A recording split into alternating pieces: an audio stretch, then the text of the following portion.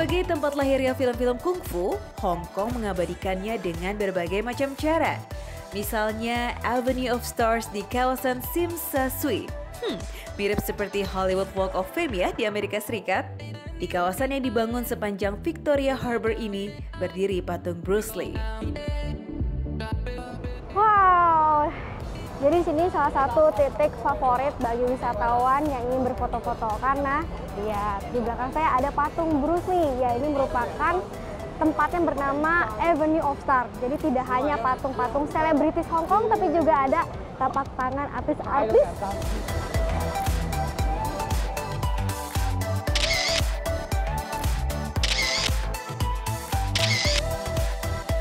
Pada mulanya, kaligrafi sangat identik sebagai karya seni Islam Timur Tengah.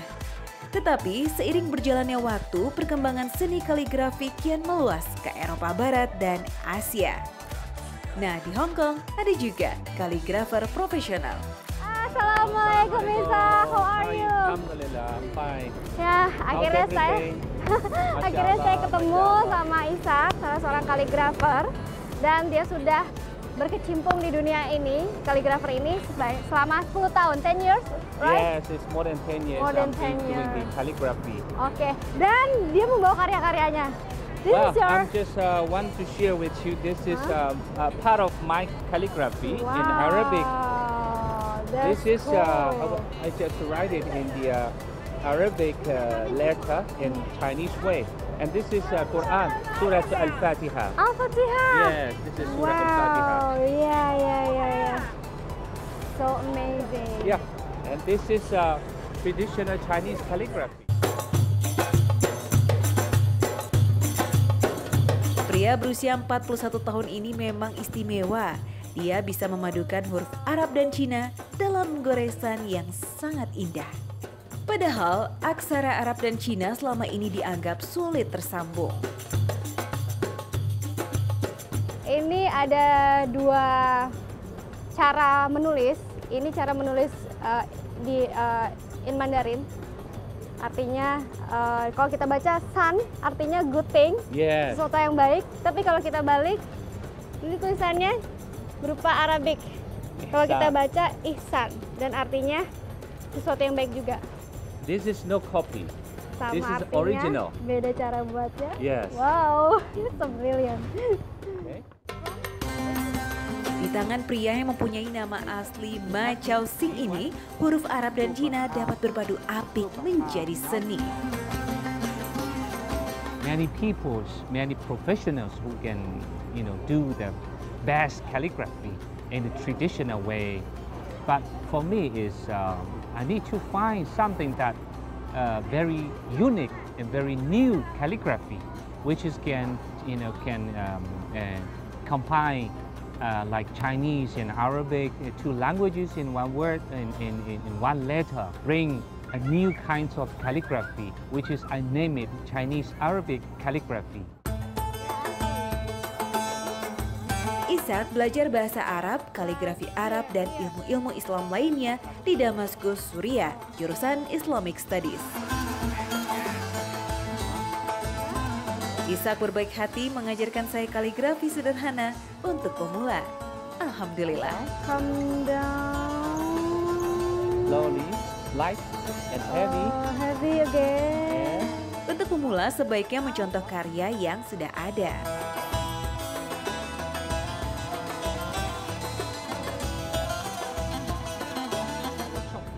Stamp for you, Yeah. okay? Look at this. Ini punya saya. Ini punya Ishak. Lumayan lah ya buat pemula, walaupun masih berantakan. Setelah jadi, dicap dengan stempel khusus yang berisikan nama sang pembuatnya. Nah, ada tipsnya nih kalau mau membuat kaligrafi. Pertama, gunakan kuas khusus yang disebut Maubi. Berbeda dengan kuas lukis pada umumnya yang berbentuk gepeng, ujung Maubi bulat lancip seperti ujung pena. Cara pegangnya juga harus benar. Selain itu, tintanya juga khusus. Ya, gunakan tinta cair. Jadi ketika dioles, rata dan tidak menggumpal. Oh ya, karakter tinta juga harus licin ya, sehingga saat dipulas bisa berjalan smooth di atas kertas dengan lancar. Yang terakhir, tinta juga harus cukup kedap, sehingga tidak menembus pori-pori kertas. Oh, Ishak, Yes. what we have to know for the first time to make the calligraphy? If you go by ruler, it's go like this. But when you write, your hands go like this. You see, Oh veins iya. go different. Okay, Oh, yeah, it's very benar-benar. important. How to use the pen is very important. Your hand. See, see. Yes. Now you got a secret. Oh, Huh? I know the secret. Thank you so much. Jadi kuncinya kalau untuk kaligrafi in the Chinese way, Yes. ya, atau seperti Ishak ini, jangan gemeteran tangannya. Kalau gemeteran ada gelombang, sedikit gelombang di tintanya ini yang dihasilkan. Tuh lihat. Kalau punya Ishak rapih, nggak ada gelombang sama sekali. Kalau saya masih ada walaupun sedikit nih, terlihat. Ini nggak rapi, nggak bagus. Ishak butuh waktu lebih dari 10 tahun sampai karyanya punya ciri khas tersendiri. Gak cuma di kertas, karya Ishak juga bisa digoreskan pada media kipas. Seni kaligrafi bagi Ishak bukanlah sekedar karya seni rupa biasa, namun memiliki pesona spiritual dengan makna kompleks. Say like in a simple word, and who knows Chinese and who knows Arabic, if they come to look at or to have a look on the words, then they will understand through the words the meanings or the backgrounds of the Chinese culture, and in the same time they will understand the Arabic and the Islamic cultures behind the word, behind this calligraphy. Ishak sangat bersyukur atas kemampuan yang Allah berikan padanya. Baginya, membuat kaligrafi sama dengan memadukan pikiran dan perasaan.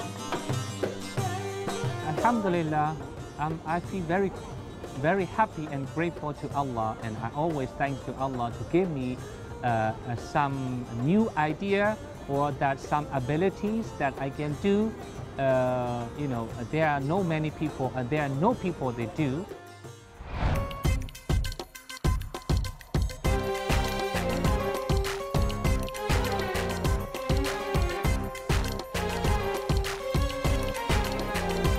Ayah satu anak ini kerja di masjid sebagai tenaga pengajar. Nah, ini dia masjid yang dimaksud. Masjid Ammar and Osman Ramju Sadiq Islamic Center. Masjid ini terletak di Hong Kong Island, daerah Wan Chai. Masjid ini tidak memiliki kubah dan minaret. Dibangun pada tanggal 16 Zulhijjah 1401 Hijriah atau 14 September tahun 81. Di sini rutin digelar pengajian, kajian, dan bimbingan mengenal Islam bagi mualaf maupun masyarakat yang baru ingin mengenal Islam.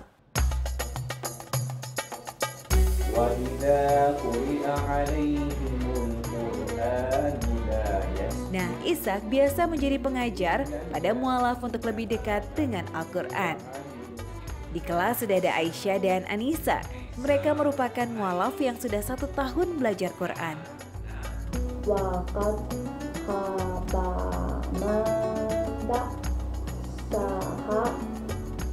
Masya Allah, meskipun baru terhitung 1 tahun belajar Al-Quran, Anissa dan Aisyah sudah cukup lancar membacanya. And what kind of method do you use to teach them? Basically, for the new reverts or for the new students, beginners, I will give them such as like this, very simple alphabets.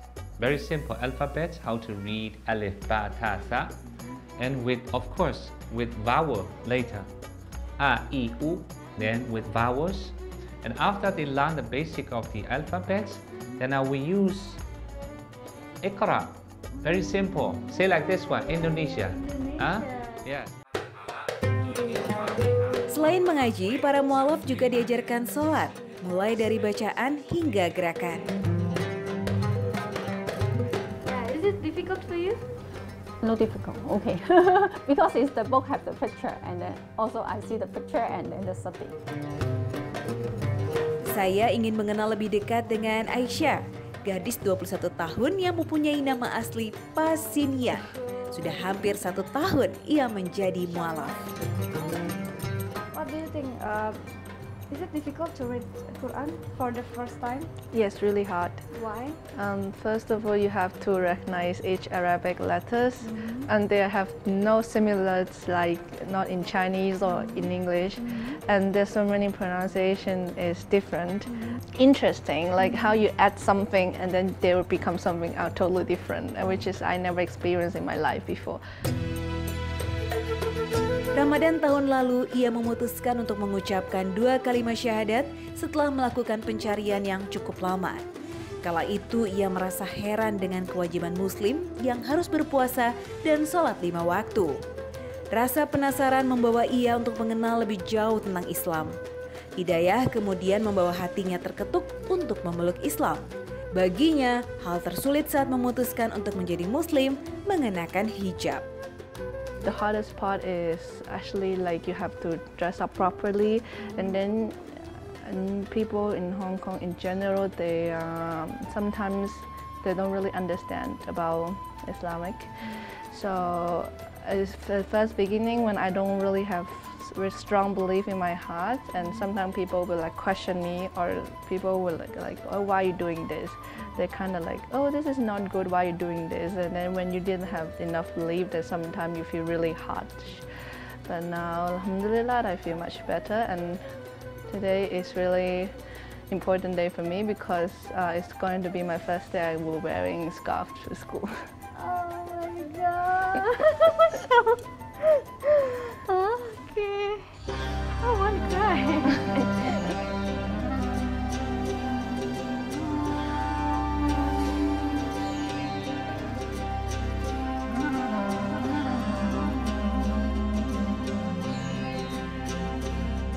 Ujiannya tentu banyak, mulai dari tatapan aneh teman-teman hingga keluarga yang tidak setuju.